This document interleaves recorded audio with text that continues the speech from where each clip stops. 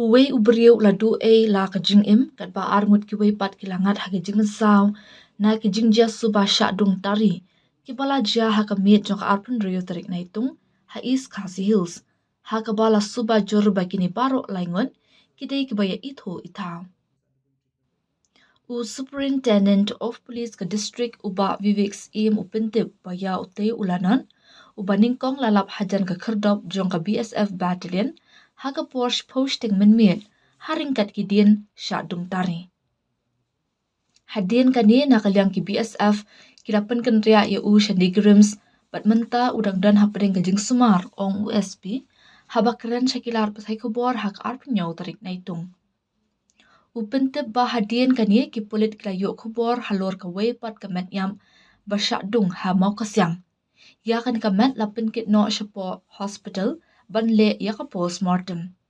Ula ong bagi pulit kila register case ya kan ka jingjia bat ka jing tokit kelaya cakman. Ula ong ba uni ulanod udai ubala tip kerteng kum ushan borani uba ki pulit kila ong udai ubala dondak teng haga kampanya brio bat ki kam beman hapo ki kendon ke NDPS Act. Ya menta nyimpat la ban penthi kena ya ka ka baja. Kala bandan ka jinga dei bat ki kam drunk lani ka jing ya kaput kelyang. Hadin ka jing tokin ngin salap ya ki jing shisha baro kenthop halor ka jing syak penyap jong ushan bor rani benrap USP. We actually last night at about 10:30 a.m. there was one person who was stabbed and he was found near the gate of BSF battalion, and BSF personnel took him to Meghalaya for treatment. Then there was he's undergoing treatment right now, and there was another report in the morning that of one body which was found in Bangkasyang. He has multiple stab injuries. The body has been taken to Meghalaya for postmortem examination. We are registering a case on this matter, and investigation will commence. There was another person who was in the same group who was he was found in Mautawar also at night and with injuries on his person.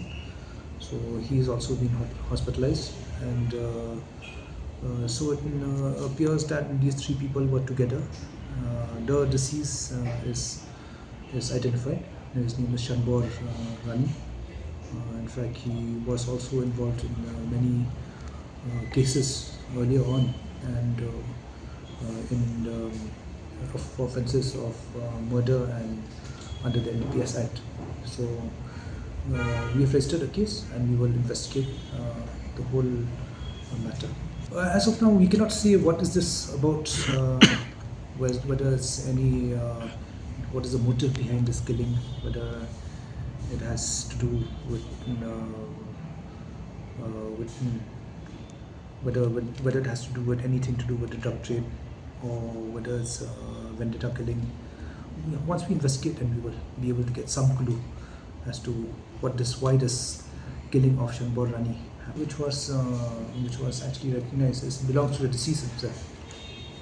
Kenya piban kena menu badan ke kita hibrio teman kita ba kin khambon bagi dan langot kini la de ban khambon ni kata bagi langot hari la token la salap ke gadisha kan mut kidan ke kita hibrio